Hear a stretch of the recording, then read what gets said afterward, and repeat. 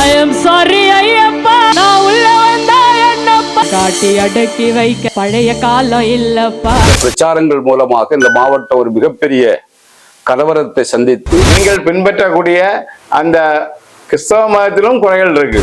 எப்படி ஒரு மதத்தை பற்றி அவதூறு பேசுகின்ற போது அவர்கள் நடவடிக்கை எடுக்காமல் இருந்து கொண்டிருக்கிறது என்பது புரியவில்லை. அவனவன் விசுவாசம் அவனவனை ரட்சிக்கும்.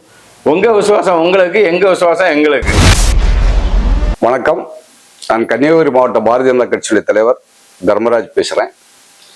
சமீபத்தில் சமூக வலைதளங்கள்ல ஒரு பாடகி இசைவாணி என்று சொல்லக்கூடிய ஒரு அம்மாவுடைய பாடலை கேட்டு ஏதோ ஐயாம் சாரி ஐயப்பா, உள்ள வந்த தப்பாப்பா, நான் தாடிக்காரன் பேத்தியப்பா, இப்படியெல்லாம் அதாவது சபரிமலை ஐயப்பனை நம்பக்கூடியவர்கள், குறிப்பாக இன்றைக்கு லட்சக்கணக்கில் பக்தர்கள் 48 தினங்கள் விரதம் இருந்து சபரிமலைக்கு சொல்லக்கூடிய காலகட்டத்தில் ஏதோ ஒரு மத பிரச்சனை உருவாக்குவதற்காக என்ற எண்ணத்தோடு சபரிமலை ஐயப்பனை இழிவுபடுத்துகின்ற வகையில் ஒரு பாடலை பாடியிருக்கின்றார்கள்.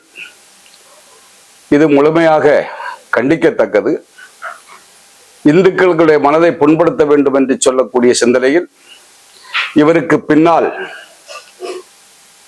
ரஞ்சித்தை போன்றவர்கள் எல்லாம் இருந்து அவர்கள் சினிமா படம் இயக்குவதை விட்டுவிட்டு இப்ப இந்து மதத்திற்கு எதிராக பலரை வைத்து இப்படி இயக்கக்கூடிய பணியை செய்து கொண்டிருக்கிறார்கள் என்று சொல்லக்கூடிய சந்தேகங்கள் வருகின்றது.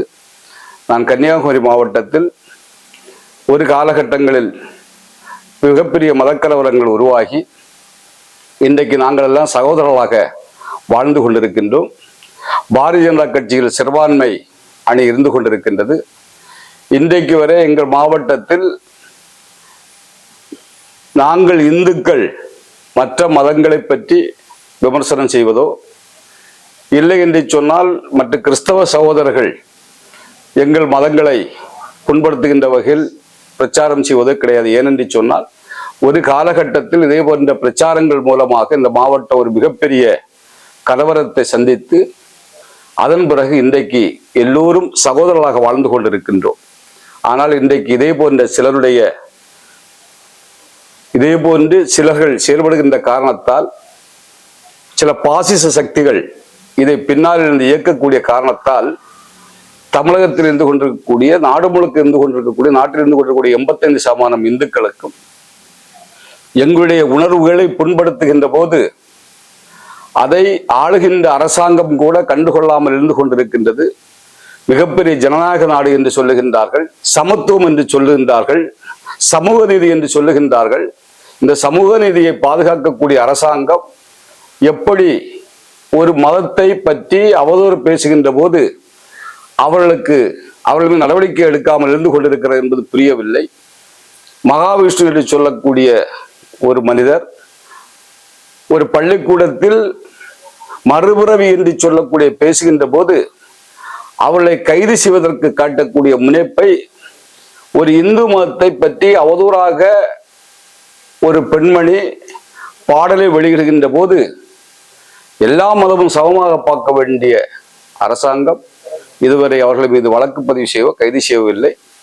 என்னுடைய வேண்டுகோள் என்பது, இது தொடரும் என்று சொன்னால் நிச்சயமாக இந்துக்கள் மனதுகள் புண்படும்.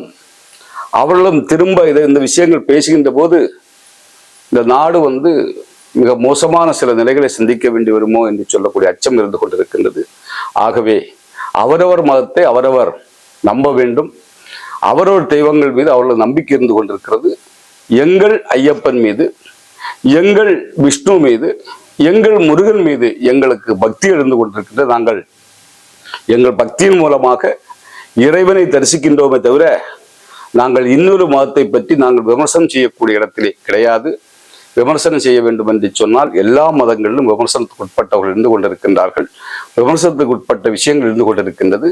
ஆகவே இந்து மதத்தினுடைய நம்பிக்கைகளை சீர்குலைக்கின்ற வகையிலும், இந்து மதத்தினுடைய நம்பிக்கைக்கு எதிராக பேசுகின்றவர்கள், எங்களுடைய நம்பிக்கைகளுக்கு எதிராக பேசுகின்றவர்கள் எல்லாம் அடையாளம் கண்டு அரசாங்கம் உடனடியாக நடவடிக்கை எடுக்க வேண்டும் என்று சொல்லக்கூடிய வேண்டுகோளை வைப்பதோடு, இது மிகவும் கண்டிக்கத்தக்கது என்று கன்னியாகுமரி மாவட்ட பாரதிய ஜனதா கட்சி சார்பாக நான் தெரிவித்துக் கொள்கின்றேன். அனைவருக்கும் வணக்கம்.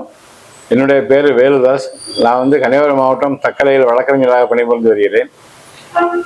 பாரத திருநாட்டில் எல்லாருக்கும் எல்லா உரிமையும் இந்திய அரசியலமைப்பு வழங்கப்பட்டுள்ளது.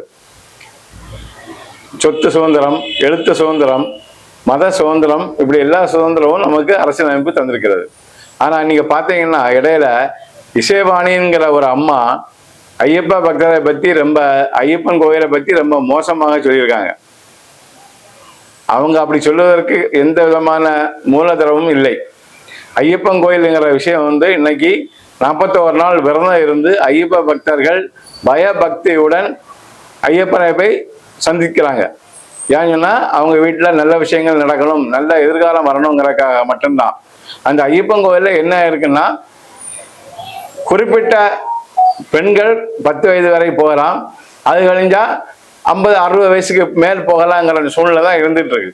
இது காலங்காலம் தொட்டே இருக்கக்கூடிய ஒரு விஷயம். அந்த விஷயத்தை நம்ம முறியடிக்கணுங்க நினைக்கிறது ரொம்ப தவறு. நான் என்ன சொல்லேன்னா, இசைவாணிங்கிற அம்மாவுக்கு நான் என்ன சொல்லேன்னா, நீங்க இந்து மதத்தை மட்டும் பற்றி பேசாதீங்க. வேற மதங்களிலும் குறைகள் உள்ளன. நீங்கள் பின்பற்றக்கூடிய அந்த கிறிஸ்தவ மதத்திலும் குறைகள் இருக்கு, இஸ்லாம் மதத்திலும் குறைகள் இருக்கு. இஸ்லாம் மதத்திலும் பள்ளிக்கு எல்லா நாட்களும் பெண்கள் போக முடியாதுங்கிற நிலைமை தான் இருந்துட்டு இருக்கு. இதையும் நீங்க விமர்சிக்கலாம். அப்படி செய்தால் மட்டும்தான் நீங்க நேர்மையான ஒரு ஆளுங்கிறத தெரியும். உங்கள் பைபிள்ல ஒரு வசனம் சொல்லி இருக்கு, அவனவன் விசுவாசம் அவனவனை ரட்சிக்கும். உங்க விசுவாசம் உங்களுக்கு, எங்க விசுவாசம் எங்களுக்கு. அடுத்த ஆட்களுடைய விசுவாசத்தை நீங்கள் குறை சொல்ல வேண்டிய அவசியம் இல்லை. நீங்க சொல்லுற மாதிரி தாடிக்காரனின் பேத்தின்னு சொல்லுவீங்க. அந்த ஆளை பத்தி நீங்க விசாரித்தா ரொம்ப தரக்குறைவான ஆளு. ஆனா எல்லாரும் இன்னைக்கு அந்த ஆளை பெரிய ஆளுன்னு சொல்லிட்டு இருக்காங்க. தன்னுடைய வளர்ப்பு மகனையே திருமணம் செய்த ஆள் தான் அந்த ஆளு. அத பத்தி சொல்லாம நீங்க தாடிக்காரனின் பேத்தின்னு சொல்லிட்டு இருக்கீங்க. அதே உண்மையிலே ஒரு வெட்கக்கேடான விஷயம். நீங்க மட்டும் இல்ல, உங்களை இயக்குகின்ற அந்த டைரக்டர் இருக்காரு ரஞ்சித், அவருக்கு பின்னாடியும் ஒரு பெரிய கூட்டம் இருக்கு. அவருக்கு ரூபா கொடுத்து இந்த விஷயங்கள் எல்லாம் இயக்க வச்சிட்டு இருக்காங்க. நீங்க அவர்கிட்டே சொல்லுங்க. இது மட்டும் இல்ல, நீங்க கிறிஸ்தவ மதத்தை புகழ்ந்து பேசுகிறீர்கள், புகழ்ந்து பாடுகிறீர்கள், சரிதான், நான் இல்லைன்னு சொல்லல. ஆனா அடுத்த மதத்தை இழிவாக பேசாதீர்கள்.